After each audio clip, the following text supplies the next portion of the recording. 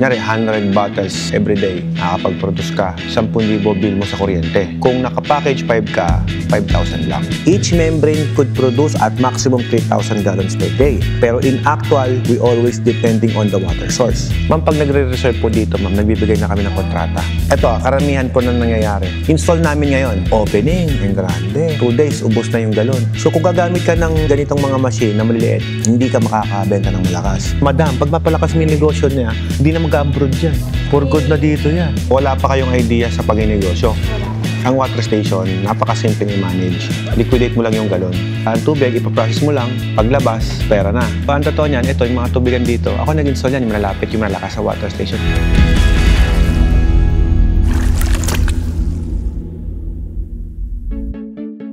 Pag sinabi nating double membrane, ma'am, ibig sabihin, dinoble natin yung kapasidad na kaya niyang gawin. Ma'am, take note same horsepower, same motor pump, lahat po ng pyesa, same. Ibig sabihin, yung konsumo sa kuryente, iisa. Ngayon, ano yung pinagkaiba? Halimbawa, ito yung product mo, ma'am. Kaya lang po niyang i-refill, halimbawa ay dito, 2 piso yung laman. Pero, kapag double membrane, dahil dalawa siya, piso na lang yung laman, 2 nakuha mo. Kung ikaw ay nagbibil ng kuryente na 10,000 sa isang buwan, kunyari 100 bottles every day, nakakapag-produce ka, 10,000 bill mo sa kuryente. Kung nakapackage 5 ka, 5,000 lang. Mas ano siya sa... Note mo, nagulat ka pa, ma'am, di ba? Oh. Matipid sa kuryente. Kung pinag-uusapan natin, ma'am, syempre efficiency, maganda po itong isa na. 20,000 lang ang difference niya. Ang liit. Tapos you will get the double membrane capacity, 6,000 gallons per day. To be honest, mas kikita po ako kapag binili mo yung package for and after 1 week or ilang linggo lang mag-upgrade ka ng double membrane. Mas kikita ako doon. Siyempre, pag in-upgrade mo siya, magkano? Magkano po? Magkano ang upgrade yun ng membrane? Sila pasagutin natin. O, 35,000. Ang binayaran nyo doon, ma'am, pyesa, membrane upgrade, plus the repiping. Kasi i-repipe po yun. Yung labor, libre naman dahil sa amin yung pinagawa. Yung travel expenses, babayaran nyo yun. Sabihin mo na nasa 40,000 to 45,000. Yun yung gastos mo lahat. Ang pinag-uusapan lang natin, 20,000 difference. Sabi ko nga sa'yo, kung ang goal ko po mas makabenta, mas kumita, sige, doon ka muna sa 4. Kasi alam ko, mabibiting ka lang din eh. Kagaya po ng client na kausap ko kanina, sinosoli yung machine sa akin. Why po? Pinaliwanag sa kanya na yung ice machine, although 104 ang capacity, pero in actual, pinaliwanag na sa brochure namin, ma'am. Pakita natin yung brochure. Itong mga imported na ice machine, 104 ang capacity. According po ito sa kanyang manufacturer's manual. Pero sa actual, dito sa Pilipinas, mainit sa atin, hindi tayo malamig na lugar, nababawasan yon. Sa actual, in-specified namin, nakalagay po dito, 52 kilos lang ang kapasidad niya. Ngayon, nung na-deliver namin, dahil malakas na yung negosyo niya, kami sinisisi. Nagiging kasalanan namin yung kasalanan nila. Ma'am, after ipaliwanag nakalagay pa sa brochure namin yung actual capacity. Ay, hindi dapat 100. Hindi ito. Nakalagay nga po dyan eh. Actual. Hindi yung maximum dapat. Ay, sus Ginoo. Pag ganun ng kausap, naku po, walang direksyon eh. Ang gusto lang talaga magkasulian ng kandila. Hindi mo naman pwede i-upgrade to. Kami, sa mga client namin, kagaya mo, package 4 is 3,000 gallons per day.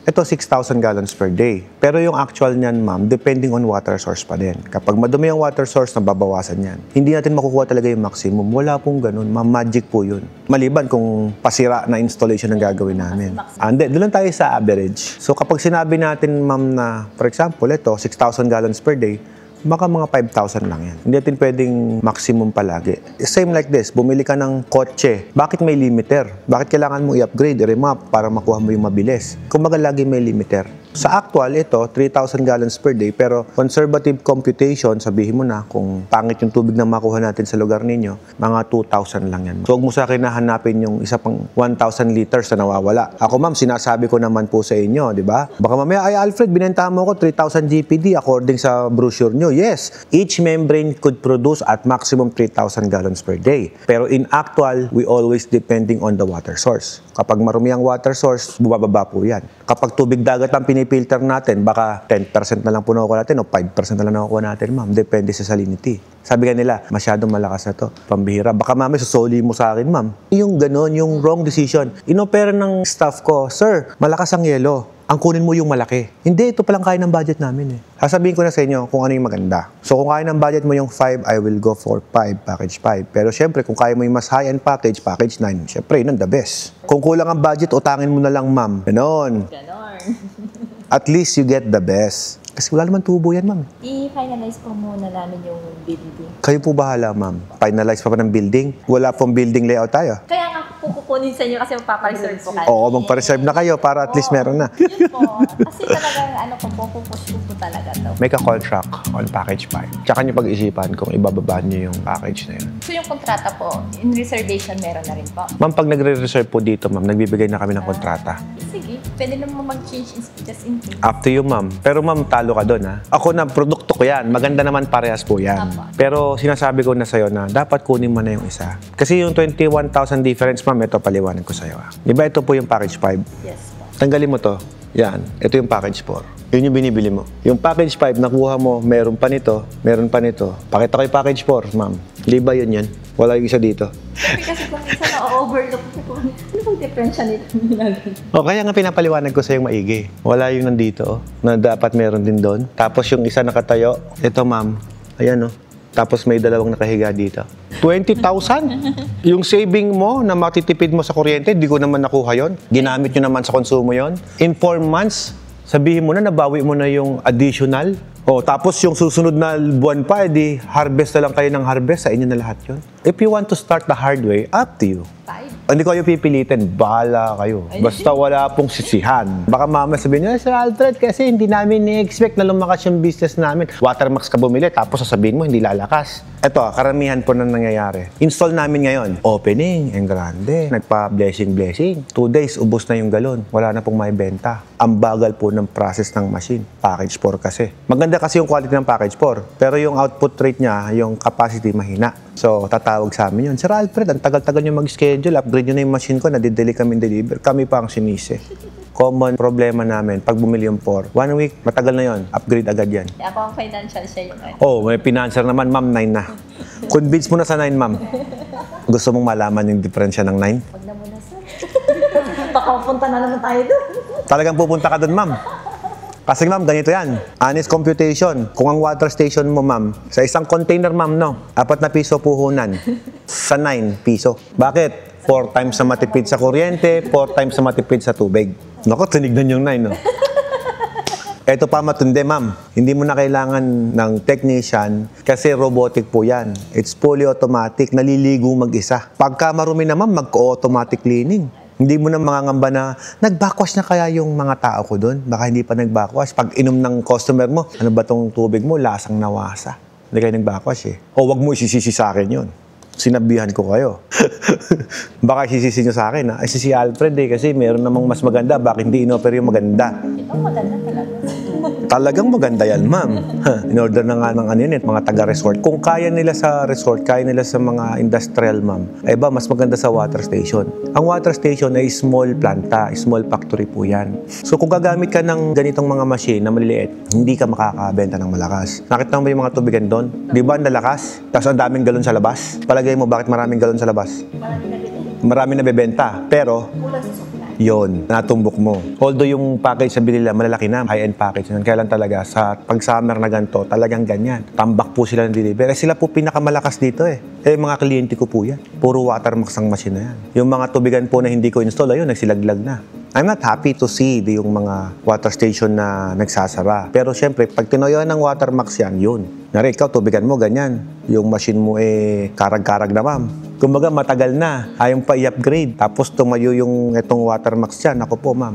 Nagalipat ba? Sabay po na kayo. Ayun, no. Timo na, sabi sa'yo. Pag tumagal ka pa rito, ma'am, magiging 9 yan. Installment or cash? Sa reservation po muna. Tapos pag okay na yung bidding, tsaka ko ma-i-decide kung installment or cash. Ikontrata mo muna ng installment. Undecided siya kung ikakash niya. Ay di kapag biglang, uy, may pera pa si ma'am, ikash niya, ibigay mo yung discount ng 30,000. Opo. Siyempre, hindi ko kasi alam kung magkano yung Building. gagastusin. Bumili ka sa akin ng building tiny house para alam mo na kung magkano expenses mo. Ngayon po, mabibigyan na po kami ng kontrata. Lahat. Kontrata, layout, opo, lahat. Tapos kapag may kailangan pong ulit, sa kanila na lang Sa kanila po. Alis po ba kayo ng bansa, ma'am? Okay. Bakasyon lang po. Madam, pag mapalakas mo yung negosyo niya, hindi na mag-abroad yan. For good na dito yan. Sana po, lumakas. Yan. Lalakas po yan. Samahan nyo ng dasal, tamang marketing. Wala pa kami experience. Ay, lahat naman po nagtayo ng water station business, walang experience. Kaya nga po nandito kami para turuan kayo. May mga sagit lang po ah. Hello po, kamusta? What's your name? Ako lang Pedring. Ma'am, dito para komportable kayo. Marami po kasing mga kliyenteng pumirma na dyan, kaya naubos na po yung tinta. Swerte. Swerte daw kasi tinarabaho, ma'am eh. Wala pa kayong idea sa pag-inegosyo. Ito po yan, ma'am. Ang water station, napakasimple i-manage. Liquidate mo lang yung galon. Yun lang ang mabigat. Sa makina po, wala naman kayo masyadong iniintindi eh. Isuswitch mo lang yung 4 na button and then iigib ka na ng tubig. Yun na yun. Ang challenge mo lang dyan, yung galon. Kailangan di mawala yung galon. Yung pagbabackwash po, sir. Tuturo na lang po actual yun. Maintenance na po yan eh. Huwag niyo masyadong intindihin yung sarili niyo sa maintenance. Focus kayo kung paano papalakasin, ma'am. Marketing. Bali yung place kasi puti ng tao. Saan po ba, Cavite? Sa Cavite po. Fast-growing city yan. Ang totoo niyan, pagka nandito talaga yung mga clients ko, kagaya ninyo, nakita, oh, may laundry ka pala. Oh, may yeluhan ka din. Nakakatuwa po kasi. Yes, ito po yung mga nakapaligid sa inyo. This product is a basic necessity. Kahit saan. Kaya lang ang ano po ito, services talaga. Hindi kagaya ng mga restaurant, i-open mo. Madaling araw pa lang, namamalengke ka na. Ito hindi ganun. Ang tubig, ipaprocess mo lang. Paglabas, pera na. Kaya lang, may challenge din eh. Ang challenge po, marami rin tayong kakompetensya sa labas. So dahil marami tayong kakompetensya, kailangan gandahan yung serbisyo para tayo yung bilhan. May mga pumunta rito, sa iba bumili ng machine. Papa-install sa amin, hindi kami nag-install lang hindi namin makina. Ayun, problemado. Ang mga customer talaga, hindi mo alam kung anong gusto eh. No? Isipin mo andito yung manufacturing, andito na mismo kami. Ang tumatangkilik sa akin, mga taga Maynila, malalayo, Baguio, Mindanao, Cebu, Palawan. Mga malalayo talaga pumupunta dito. Iloilo, basta iba-ibang lugar sa Pilipinas. Pero yung mismong kapitbahay ko, ang diskarte niyan, mag-i-inquire yan sa iba. Parang totoo yung sinasabi ng Bible na walang magiging successful na propeta sa sarili niyang lugar. Mas nauna kasi yung kapitbahay. Instead na dito bibili, pupunta sa malayo. Siguro, walang bilib. Isa yun. Paano totoo niyan? Ito, yung mga tubigan dito. Ako nag-install yan, yung malalapit, yung malalakas sa water station. Lahat ng mahihinang tubigan dyan, hindi amin yan. Kaya nga sabi, bakit di ka mag-brand sa Maynila? Ba't ako magbabrand sa Maynila? Tapos kliyente ko, taga rito rin sa amin. Hindi na. Dito na lang sa amin para at least makaka-save pa ako sa operational cost ko. Mahalang renta po doon eh. At least eto sarili. Opo. Okay, thank you. Ma'am, thank you so much. Sir, thank you.